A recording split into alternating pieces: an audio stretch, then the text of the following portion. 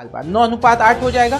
What is AIIMS present? अगर हम बात करें सर्कुलर सिटिंग की 10% या 10% से ज्यादा के इन्वेस्टमेंट अगर किसी Indian A very warm welcome to देखेंगे कि लास्ट ईयर पढ़ाए गए कौन से ठीक है the questions are based on simply mean median and of Indian National Congress on 20.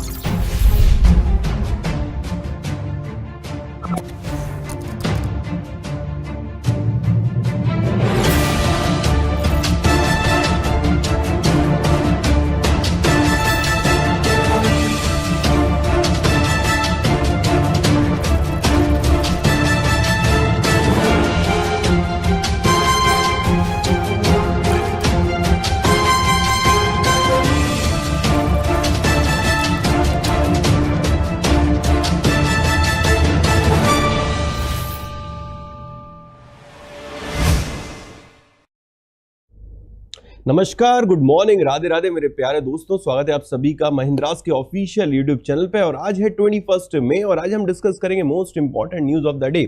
Session कैसा रहेगा उन सभी बातों का डिस्कशन करेंगे। स्टार्टिंग में डिस्कस करने जा रहे हैं हम लास्ट सेशन की जो मोस्ट इंपॉर्टेंट न्यूज रही थी उन पर based most important MCQs.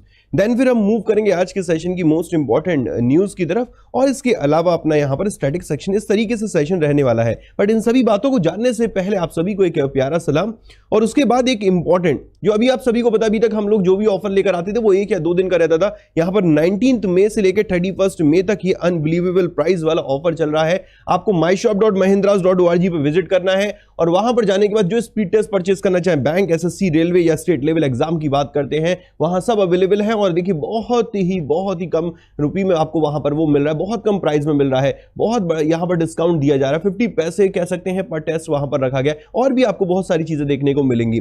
But इसके अलावा अगर आपको ये परचेज करना है तो आप परचेज ऐसे मत करिएगा। मैं आपको एक तरीका बताता हूं, आप इस प्रोमो कोड को यूज करना, जो भी वहां पर प्राइस होगा रिड्यूस प्राइस, उसमें और एडिशनल 5% का डिस्काउंट आपको मिल जाएगा अगर आप इस प्रोमो कोड को यूज करते। चाहे आप कोई भी खरीदना चाहते हैं, मैथ्स, इंग्लिश, रीजनिंग का अगर वीडियो गुरु की पहले बात कर लेता हूं। अगर वीडियो गुरु परचेज करना चाहते हैं तो उस वाले को लगाइए, प्रोमो कोड को 5% का डिस्काउंट लिए। एसटी परचेज करना 5% का डिस्काउंट लीजिए। अगर कॉम्बो परचेज करना तो इस वाले को प्रोमो कोड को यूज करना है।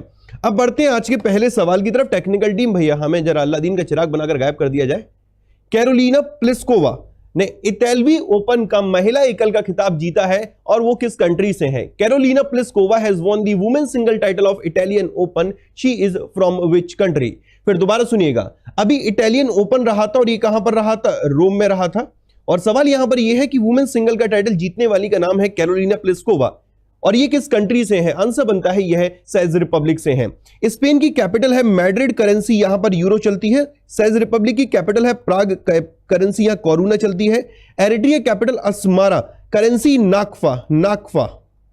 And Ethiopia capital is Addis Ababa, currency यहां बिर चलती है। और सिंगापुर की कैपिटल सिंगापुर सिटी है और करेंसी यहां डॉलर चलती है। नेक्स्ट मेरे भाई, राफेल नडाल ने इटालियन ओपन रहा था जो कि रोम में रहा था, उसका मेंस सिंगल का टाइटल जीता है। और सवाल यहां पर ये किस कंट्री से है? आंसर बनता है ये स्पेन से है। नेक्स्ट, किस देश की नेवी का जहाज मेंडेज नुनेज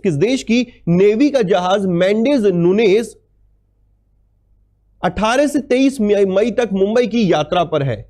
ऑप्शन देखिए सेम ही रखे मैंने, Spain, says Republic, Eritrea, Ethiopia. फटाफट से आंसर दीजिए, या सिंगापुर, क्योंकि सिंगापुर रिलेटेड भी एक अभी इंडिया की और सिंगापुर की एक्सरसाइज भी यहां पर रही है, वो आगे मैं न्यूज में डिस्कस करूंगा और क्विक फैक्ट भी ऐड किए गए, उनको भी यहां पर डिटेल में देखेंगे। बट फटाफट से इसका मेरे को आंसर देके बताइए, किस देश की नेवी का जहाज मेंडेज नुनेज अभी 18 से 23 मई तक मुंबई की यात्रा पर है? आंसर की बात करते तो मैक्सिमम स्टूडेंट का जो आंसर आ रहा है वो स्पेन आ रहा है। स्पेन की याद रखनी, कैपिटल मैड्रिड है और करेंसी यूरो है। एक बात और आप याद रख सकते हैं, इनके प्राइम मिनिस्टर का नाम है Pedro Sanchez the prime minister of Spain. Next, किस शहर में दूसरा Bharat open international boxing tournament शुरू हुआ है?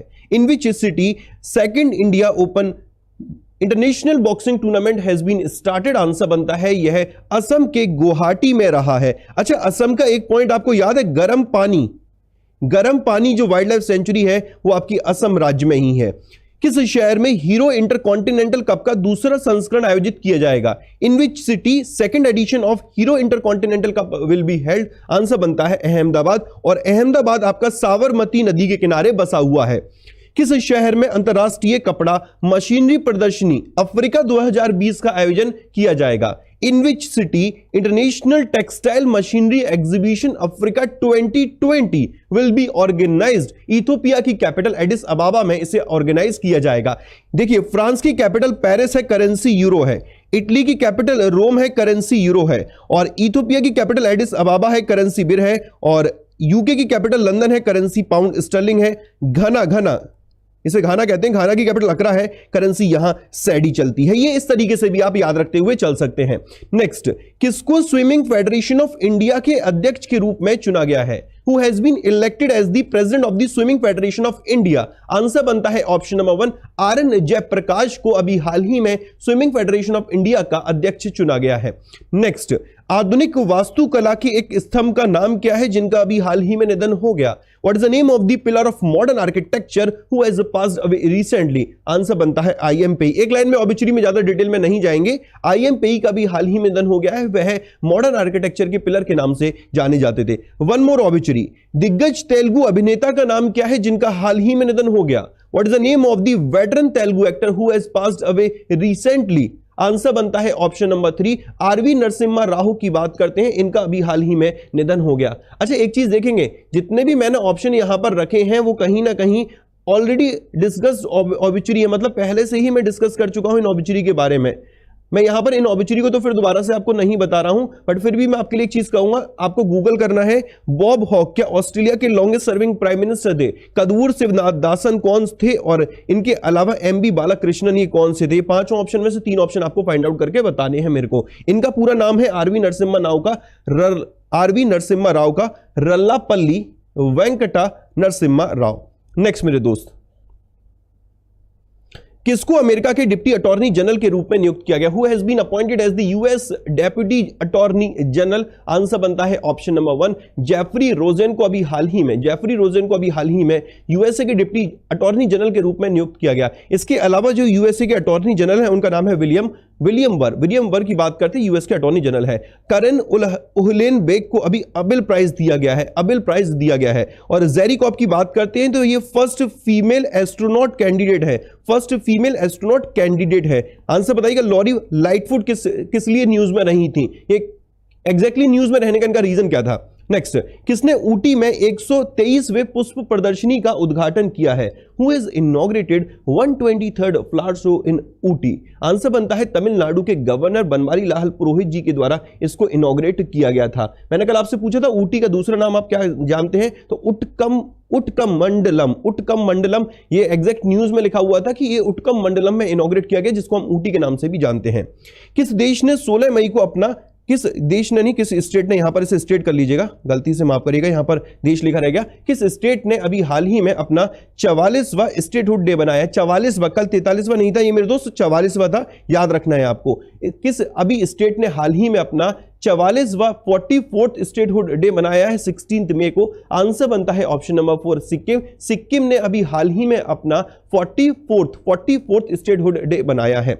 नेक्स्ट मेरे भाई, किस दिन को विश्व दूरसंचार और सूचना सोसाइटी दिवस के रूप में मनाया गया है? Which day was celebrated as the world telecommunication and information society day?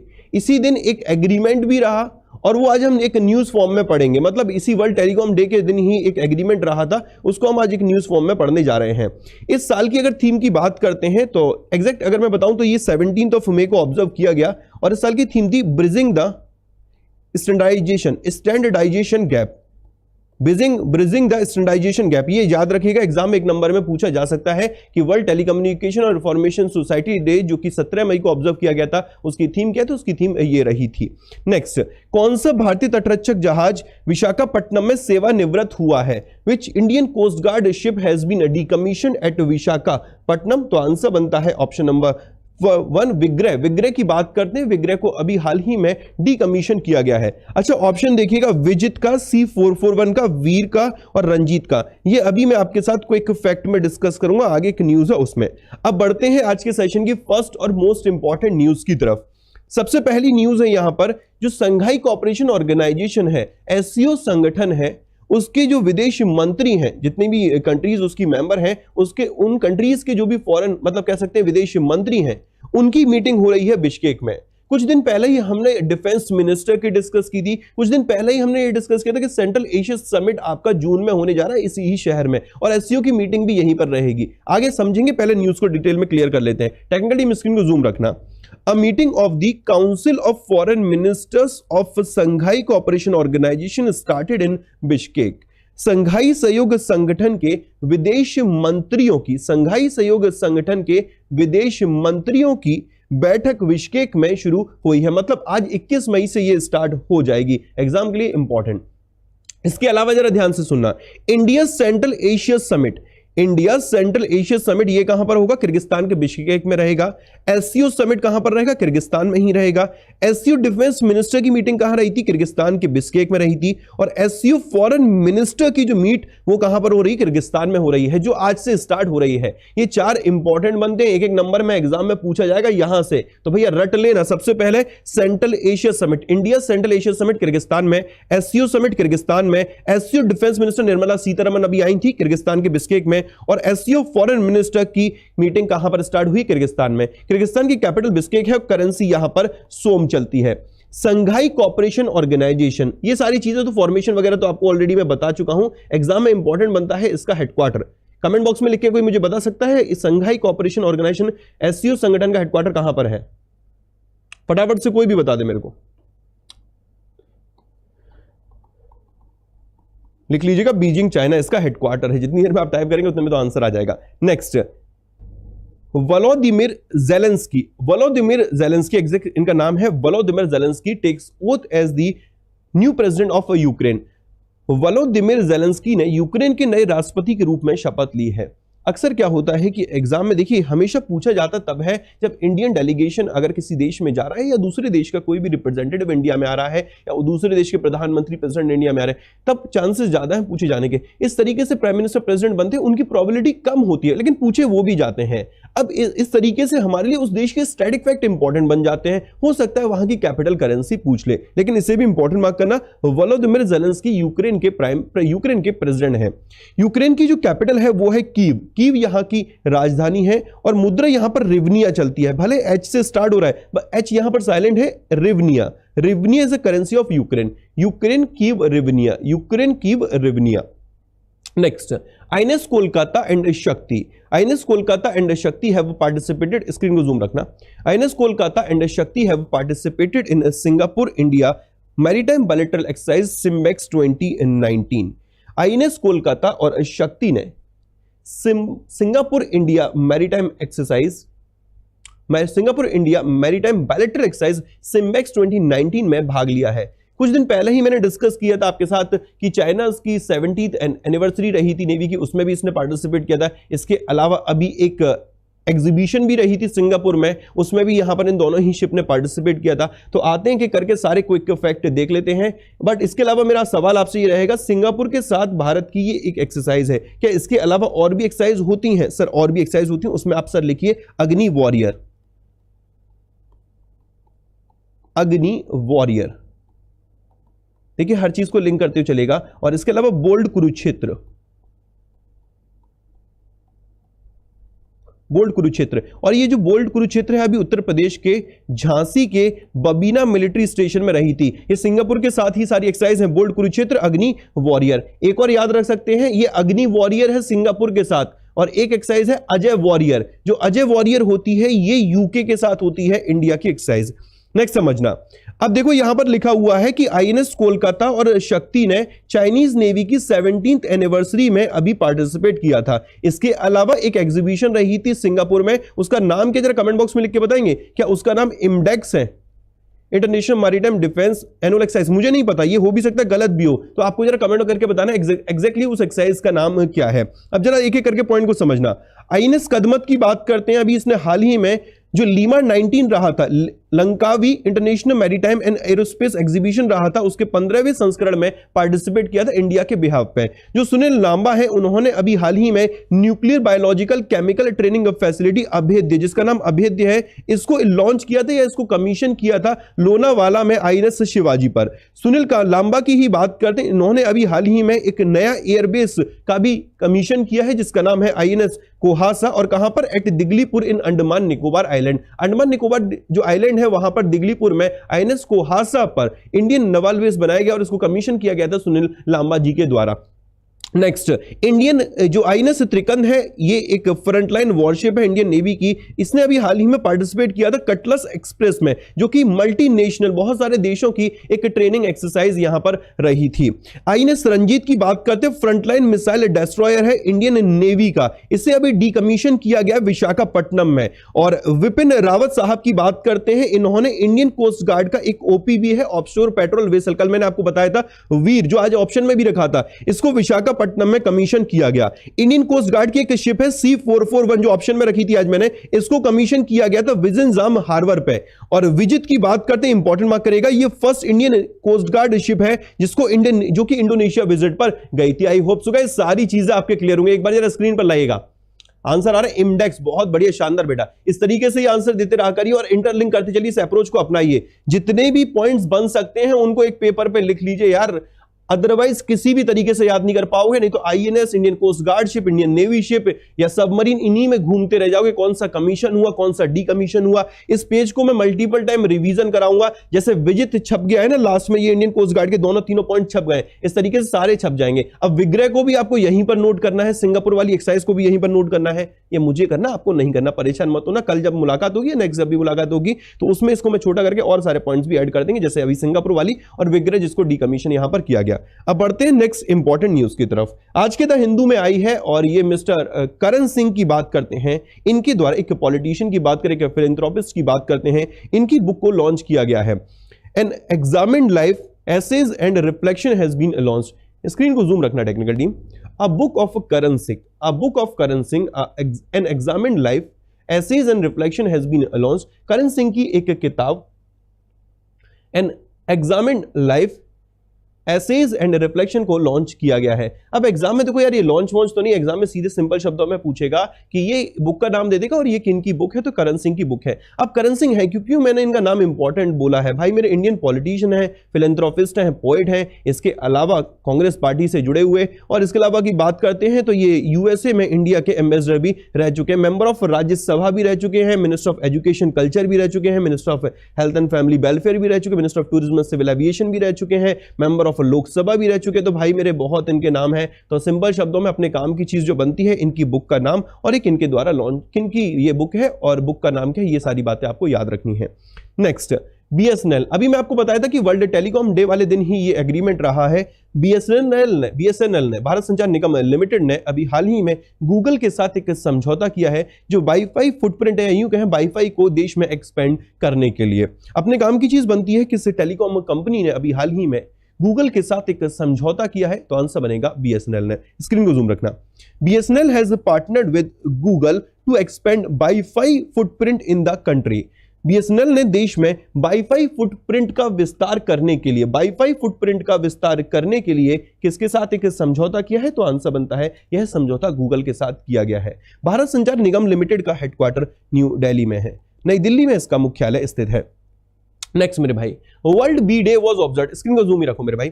World bee day was observed on 20 मई।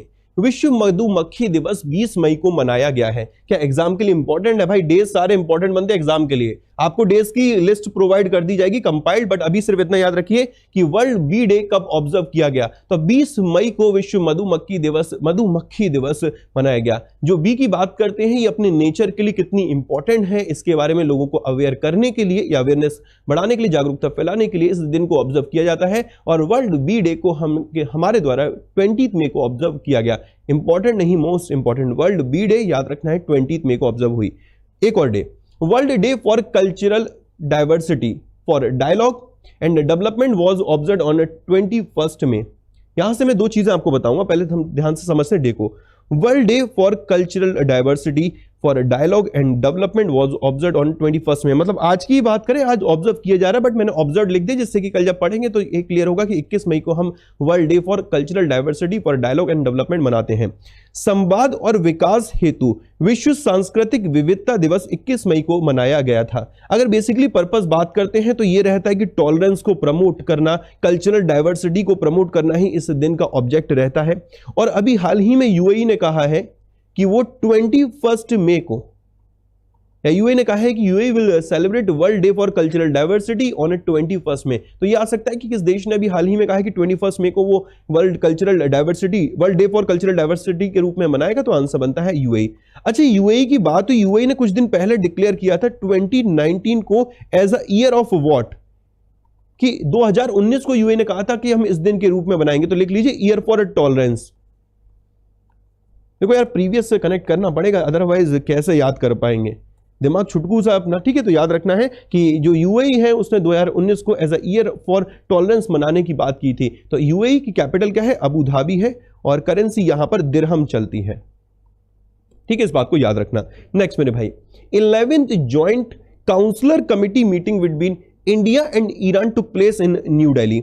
भारत और ईरान के बीच 11वीं संयुक्त काउंसलर समिति की बैठक नई दिल्ली में हुई थी। अब इंपॉर्टेंट यहां पर यह है वेन्यू, किस शहर में अभी हाल ही में 11th joint counsellor committee meeting रही थी इंडिया और ईरान के बीच में। आंसर बनता है न्यू दिल्ली में। इसके अलावा ईरान की कैपिटल क्या है? सर तेहरान है, और करेंसी यहां पर रियाल चलती है। ईरान की कैपिटल क्या है? तेहरान है, और करेंसी यहां पर रियाल चलती है। नेक्स्ट मेरे भाई, Radha Venkat Raman appointed as the next high commissioner of India to kingdom of Eswatini. Eswatini का पहले नाम क्या हुआ करता था? पढ़ा चुका हूं मैं आपको, स्वाजीलैंड। इसी स्वाजीलैंड की बात करें जिसका नाम इस्वातिनी हो चुका है, उसमें भारत के जो राजदूत बने हैं उनका नाम है राधा वेंकट रमन। राधा वेंकट रमन को इस्वातिनी के लिए भारत के अगले उच्चायुक्त के रूप में नियुक्त किया गया। एक बात को बड़े गौर से सुनिएगा, एक दिमाग में सवाल आना लाजमी है, सर इतने देशों के राजदूत याद करने पड़ेंगे। मैं फिर कहता हूं इनकी प्रोबेबिलिटी कम होती है एग्जाम में आने की। जो एम्बेसडर बनते हैं, एम्बेसडर हमेशा वही पूछे जाते हैं,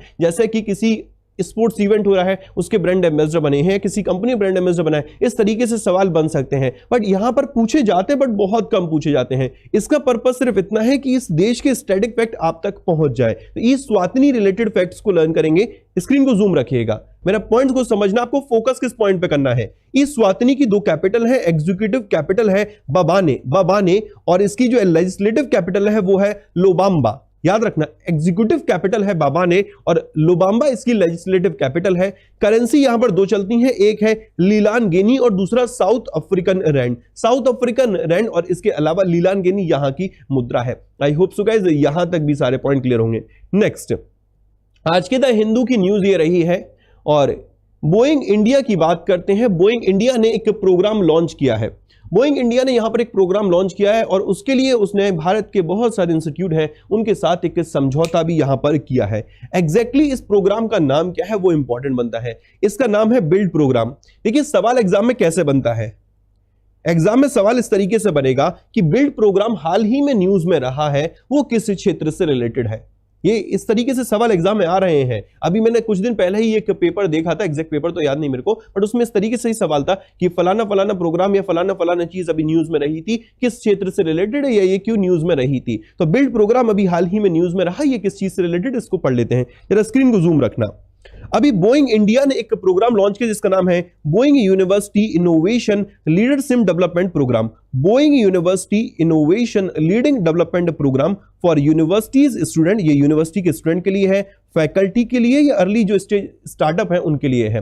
बड़े ध्यान से सुनना। Making a commitment towards the nurturing innovation and skill development in a country. Basically यहां पर कहा जा रहा है स्किल डेवलपमेंट का प्रोग्राम है, और ये इनोवेशन रिलेटेड एक प्रोग्राम है। फिर दोबारा सुन लीजिए, innovation and skill development program एक लॉन्च किया गया है बोइंग के द्वारा, जिसका नाम है बिल्ड प्रोग्राम। और बिल्ड की फुल फॉर्म यहां पर आपकी बनती है Boeing university innovation leadership development program. Build program की बात करते हैं, will help innovators to convert their ideas into viable business offering that have a potential to shape the future blah blah blah blah blah. छोड़िए इस बात को, इतना detail में नहीं जाते। बोइंग ने यहां पर किसके साथ समझौता किया है? आईआईटी दिल्ली के साथ, आईआईटी गांधीनगर के साथ, आईआईटी बॉम्बे के साथ, मद्रास, बैंगलोर, टी हब हैदराबाद, एनकेआईटी भुवनेश्वर, इन सभी के साथ यहां पर इस बिल्ड प्रोग्राम के लिए समझौता किया गया। अपना पर्पस सिर्फ बिल्ड प्रोग्राम की फुल फॉर्म याद रखना है, और ये इनोवेशन और स्किल डेवलपमेंट इससे रिलेटेड है, इस बात को याद रखना। ये आज की रहती हैं अपनी टॉप 10 न्यूज। अब बढ़ते हैं नेक्स्ट यहाँ पर हरियाणा। मैं फिर एक चीज बोलूंगा यार, पंजाब अगर मैं कल या तो मैं आऊंगा या तो पंजाब आएगा, या तो पंजाब आएगा या तो मैं आऊंगा, अदरवाइज कोई नहीं आएगा। ठीक है, समझ लो मेरे दोस्तों। डेफिनेटली मैं तो आऊंगा तो पंजाब तो जरूर आएगा, अदरवाइज मैं आपको मुंह दिखाने लायक नहीं बचूंगा क्योंकि पंजाब नहीं आया। क्योंकि इतना कह चुका हूं ना, पंजाब कंफर्म मेरे दोस्त कल आ जाएगा। आज के लिए मुझे कुछ कहिएगा मत, ठीक है, आज बस स्माइली देते रहना, कल कंफर्म पंजाब में आपको पढ़ाऊंगा। आज हरियाणा फिर दोबारा से पढ़ते हैं। 1 नवंबर 1966 को 1996 को हरियाणा की स्थापना हुई थी। इसकी कैपिटल चंडीगढ़ है और चीफ मिनिस्टर का नाम है मनोहर लाल खट्टर। मनोहर लाल खट्टर मुख्यमंत्री हैं।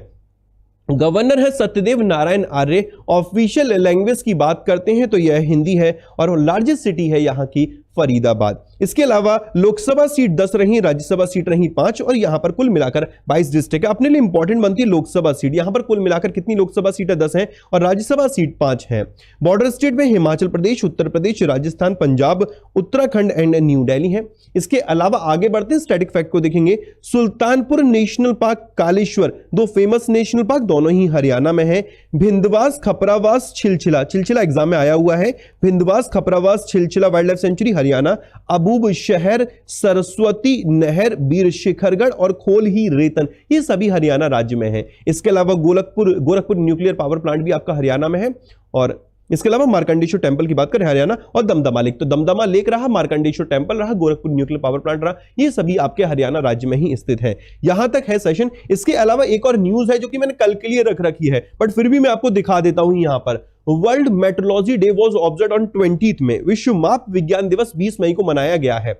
अब इंपॉर्टेंट क्या है वो समझना, इस दिन को क्यों मनाया गया और इससे रिलेटेड एक चीज अभी 20 मई से ही लागू हुई है। अब वो क्या है, वो सारी चीजें आपको अभी तो नहीं, आराम से ढूंढिएगा, कमेंट बॉक्स में आंसर करिए क्या है। कल इस न्यूज को, वैसे कल के लिए रखी थी मैंने न्यूज, पर मेरा मन नहीं हुआ, मैंने कहा बता देता हूं, होमवर्क के तौर पर यहां पर दे देता हूं।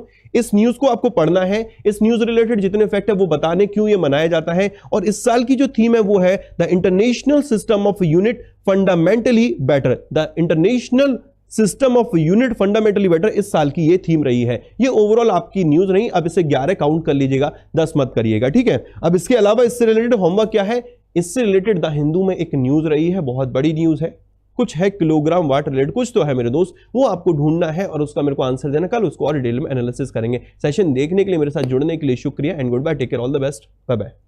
9:8 हो जाएगा।